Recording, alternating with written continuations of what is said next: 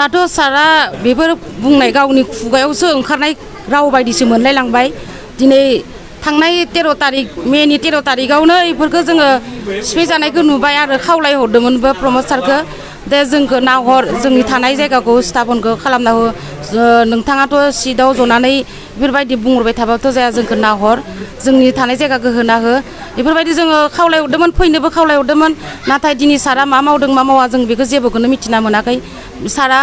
बुंदोंमोन आरो बे जोंनि प्रमद साराल' नङा हेमन्त साराबो बुंदोंमोन दे बे गुवाहाटि सिटियालायनो जोंनि ट्राइबेलनि हा ट्राइबेल बंस'नि हायावसो जों थायो होनना बुंदोंमोन किन्तु दिनै हेमन्त साराबो जोंनि ट्राइबेल बंस'नि हायाव थानाबो दिनै जोंनि थाग्रा थागिबि मानसिखौनो होखारनानै गावनो थानाय गावनि थागिबिखौ होखारनानै जोंखौ अबेयाव लांनो सानदों जोंथ' थानाय थागिबि जोंनि हा जोंथ' बर'बो थांनायनि मानसि नङा जोंथ' थांखाया आगोलो बहुद बिदिनो जोंनि बर' फिसाफोरखौ दाबसेनिफ्राय दाबसे थफ्ला लानानै दोबथिंबाय बेहाय किन्तु जों एबार लास्ट डिसिसन होदों जों बेनिफ्राय थैगोन थांगोन बेयावनो थागोन होननानै जोङो डिसिसन लादों जों बेनिफ्रायनो खारा नांगौ सरकारा माबायदि सरकाराथ' जोंखौ लानासो सरकारनि हा सरकारनिया मा सरकारनि हा बिलाइ आं बेखौ बिराद रागा जोंनो ओंखारो मा सरकार जादों सरकारा गावनि मथे सोलिबाय थायोबा बोरै जानो सरकारा जोंनो गावसोरनि गोसो प्रमद बर' बिथांखौ नोंथांमोना बर'नि सासे पारफेक्ट लिडार होननानै सानो नामा पारफेक्ट लिडार आंथ' दा बेखौ साननोनो गोसो जाला बेफोरबायदि नुखानासैबो नुनानैबो दिनै जोंखौ एसां अलखदाव गोलैनानैबो दिनै 1 मास जालांबाय मास मोनसे जालांबाय सारा मानो दिनैसिमबो खामानिखौ मानो साक्सेस खालामनो हायाखै आरो आं खोनानो मोन्दों जोंनि बर' मानसिया लायनो नाङाखैलायनो सोरबालासो जोंनि थाखाय नांबाय दङ बेफोर खोथाखौ आं मानो खोनानो मोनखो दिनै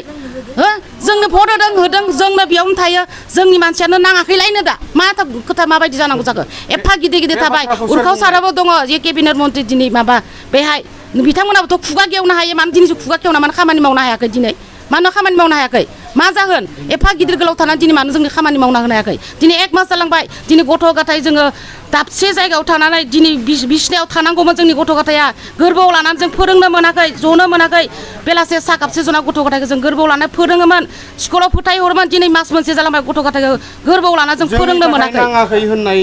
मानसिया सोरमोन ओरैनो बेखौथ' बानस'बाय दङ मानसिफोरा गुबुन हारिनि मानसिफोरा बुंस'बाय दङ जोंनि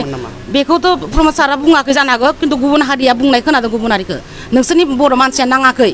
बिदि होननानै अब्ला दिनै बर' बा मानो बुंनो मोनखो दिनै बर' फिसा गुबुन हारिया ट्राइबेल जानानै ट्राइबेल हायाव थानानैबो बेबायदि बुंजानांगौबा बहुत दुखुनि खोथा दुखुआ गाबो जोङो मानो बेबायदि खोनानांगौ खोथाफोरखौ होननानै सासे इला बर' आंनिनो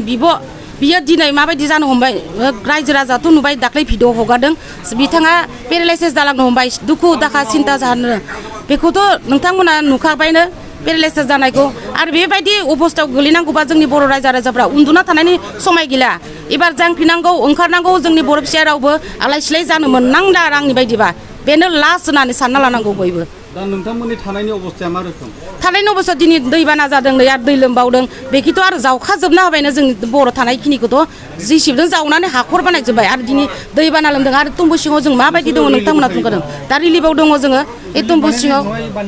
बानायना होदों बानायना लादों जोङो बयबो ज'नो मा खामानि मावनानै थायो दा जों मा मावनो दा जोंनि हौवाफोराबोथ' खामानियाव बिदिहाय थांनो मोनाखै थांना आरो गारनानै थाङोब्ला आरो फैबावगोन नामा बेफोरबायदि मोनसे कन्टेक्ट जानानै दिनै खामानियाव ओंखारलांनो मोनाखै गथ'फोरनो नांनाय बुस्थु जानाय लोंनायथ' जों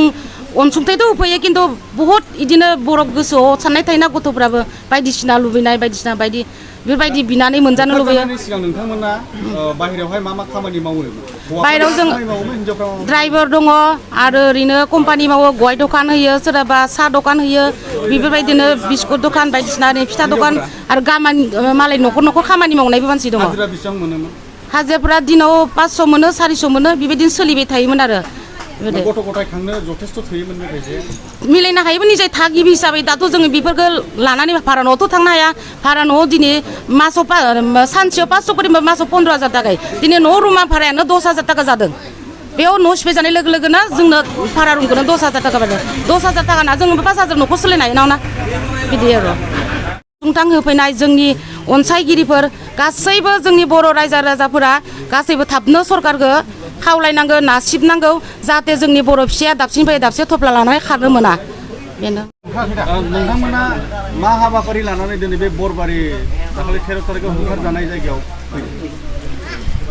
हाबाफारियाथ' बेनो जे बरबारि ओनसोलनि जोंनि बर' सुबुंफ्रा अन्याय भाबै सरकारा एभिकसन खालामनायनि बिरुद्धे जों आगोलावबो अनेक हख्राव खांखाबाय दा दिनैहाय जों स्वयं थांनानै नायथारनानै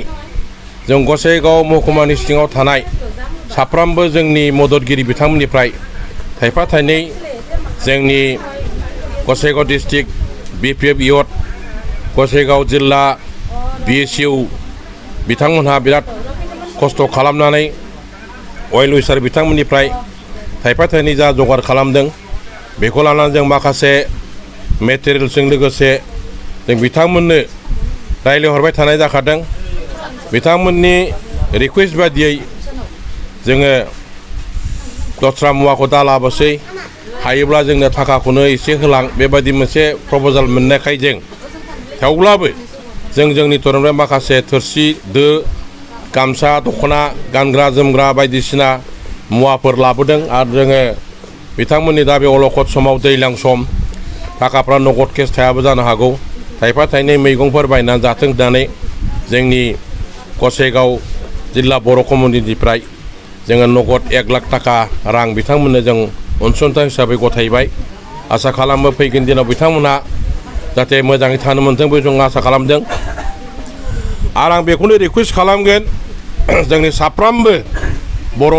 संगठनफोरखौ मोनफ्रोमबो बर' संगठनफोरखौ बिथांमोनाव फैनानै नुजाफैनांगौ बाय कुनु पलिटिक्सनि खोथा गैया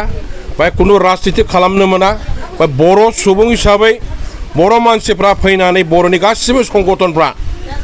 साहित्य सभाफोर हारिमु आफादफोर बर' समाजफोर आरो बिदिनो एबसु हक जिखुनु संगठन आबुब हक बयबो नुजाफैनांगौ खबर लाफैनांगौ आरो जिखुनु राजनितिक दलानो जाया मानो राजनितिखौ दोनथ'नानै प्रत्येकटा राजनितिक दलनि नेताफोरखौबो आं नुजाफैजानो लुबैदों आरो दानि जोंनि मानगोनां बिटिआरनि मानगोनां CEM बिथांबो फैनानै खबर लाफैनांगौ आं खोनानो मोन्दों दासिमबो बिथांमोनहा फैयाखै बिथांमोनहा जिहेतु सरकाराव दं बिथांमोनाबो फैनानै बिथांमोनखौ खबर लाफैनांगौ आं बेखौ खावलायगोन बाहाय खुनु गाज्रि मोननाय मोजां मोननायनि बाथ्रा गैया बेखौ आं बुंबाय आरो अदूर भबिष्यताव जों बयबो जेसेबांखि खना खनलायाव थाया मानो प्रत्येक बर' सुबुङानो बे जे बरबारिनि थागिबि बिथांमोनखौ हाखौ मोनथारनायनि जा राहा लानांगौ आरो बाहाय जों प्रटेस्ट खालामबाय थानो दरखार जायोबा दिल्ली दिसपुर धरना होनानैबाबो जों थागिबि मानसिखौ जाहाथे पुनर्बार फैगोन दिनाव कुनु सरकारानो जों ट्राइबेल एबा बर' सुबुंखौ बे आलाय आथानि एभिकसन दाखालामदों बेखौ जों दिनैनो गोख्रों भाबै सोंखारिदों आरो ओरैबायदि गोख्रों सोंखारिखाबाय बिनि सेकेन्ड टाइम जिखुनु खनायाव जोंनि ट्राइबेल सुबुं आरो बर' माहारिखौ इलेक्सन खालामनाय जायोबा बिनि गोख्रों गणतान्त्रिक भाबै जों आन्दलन खालामनो बाध्य जागोन बेखौ आं दिनै बुंबाय नोंथांमोना BPF दल हिसाबै दानि सोलिफु सरकार जोंनि बिटिआरनि सरकारजोंहाय बे बरबारिनि सोमोन्दै सावरायनाय जाबाय नामा जोंनिफ्राय दासिमबो जों सावरायनाय जायाखै जिहेतु सरकारा दायित्व दं सरकारानो बेखौ इनिसियेटिभ लानांगौ सरकारखौ फोजानानै खिथानाङा सरकारा समस्याखौ समाधान खालामनो थाखायनो सुबुं माहारिखौ रैखा होनो थाखायनो मोनसे गभर्नमेन्ट नांगौब्ला गभर्नमेन्ट दंखायोब्ला गभर्नमेन्टआ निजे बेखौ आवगायनानै फैनांगौ बेखौ सोरबा थांनानै फोजानाङा बेखौ बुंबाय आं